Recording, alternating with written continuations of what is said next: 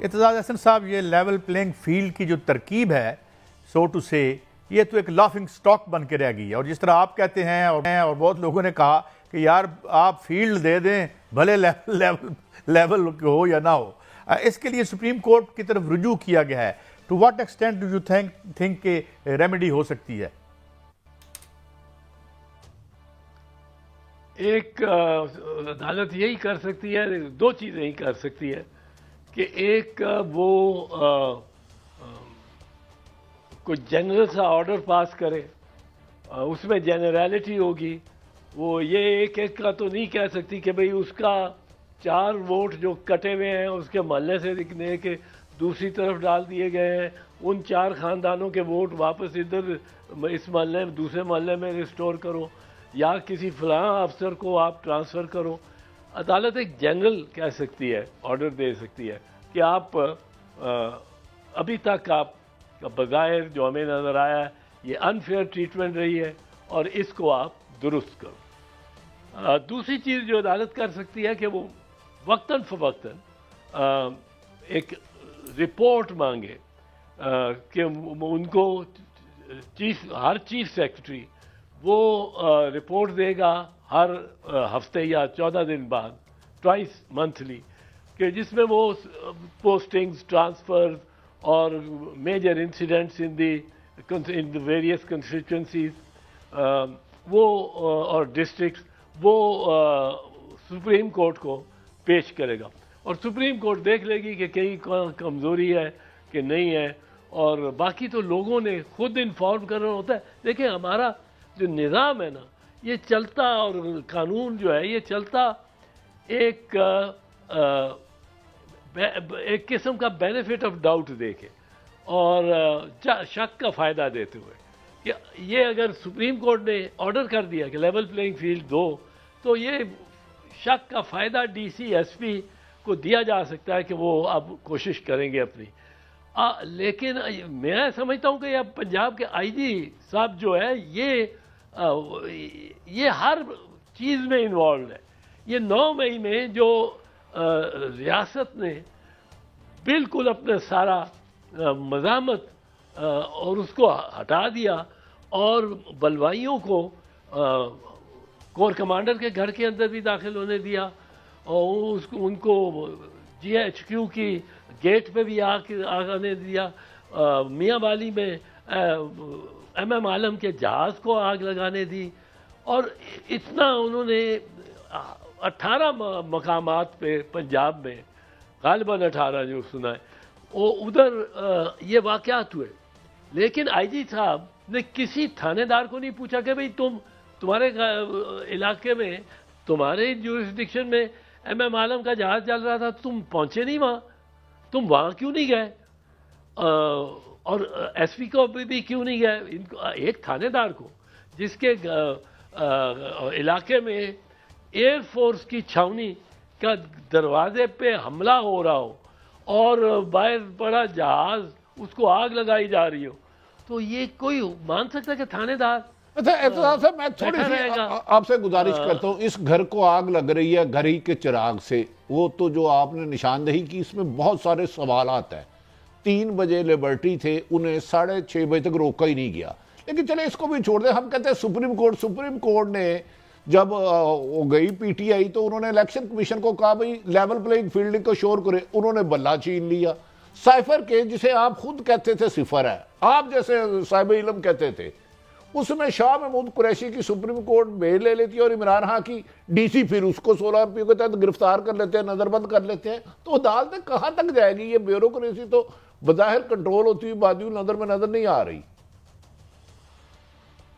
نہیں، بیوروکریسی کو تو اگر آپ حکم دیں اور وہ آپ سے ڈرتے ہوں، یہ وہ پرائم منسٹر نا، یہ پرائم منسٹر کسی سے نہیں ڈرتے، اس لیے اس وقت بڑا سلو ہو جاتا ہے ان کا کام. یہ کسی سیاسی سپیریئر سے نہیں ڈرتے. ہاں، یہ فوج کے ایک ادارہ ہے جو کام کروا سکتا ہے بیوروکریسی سے، اور فوج کا کوئی جنرل یا کوئی اعلیٰ افسر اگر آرڈر وہ دے تو پھر یہ بیوروکریسی ہماری بھاگ کے 100% ہی نہیں 125% اس پہ عمل درآمد کرے گی، پر وہ جو اضافی 25% ہے نا وہ اصل میں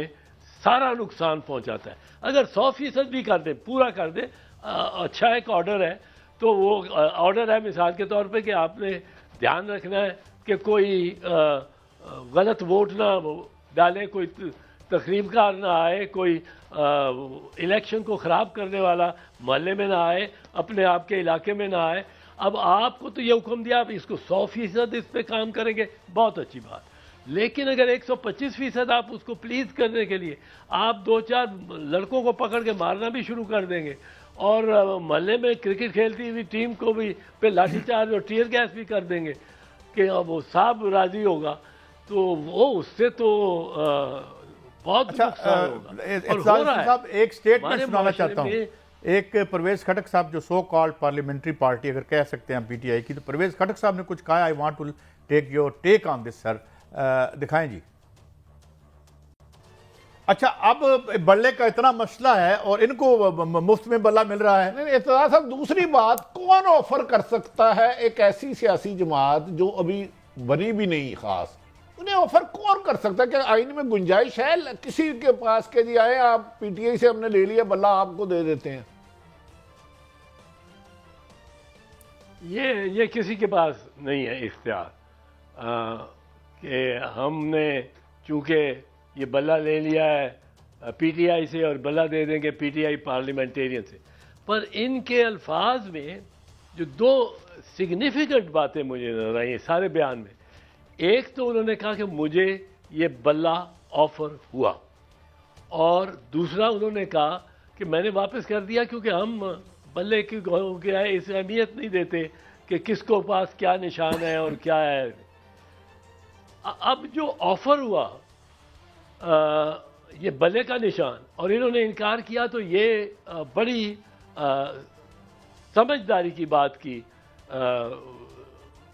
خٹک نے، اور یہ ایک عقل مندی کی بات کی، کیونکہ بلے کا نشان اگر پی ٹی آئی پارلیمنٹیرین لے لیتی اور وہ لے کے اور وہ نکلتی میدان میں بلے کا نشان لے کے، تو خیبر پختونخوا میں تو خانہ جنگی ہو جانی تھی، کیونکہ بلہ آپ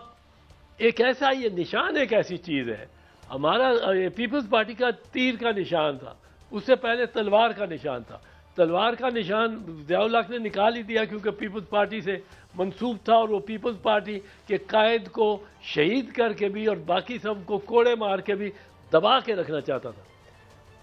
لیکن وہ تیر کا نشان یا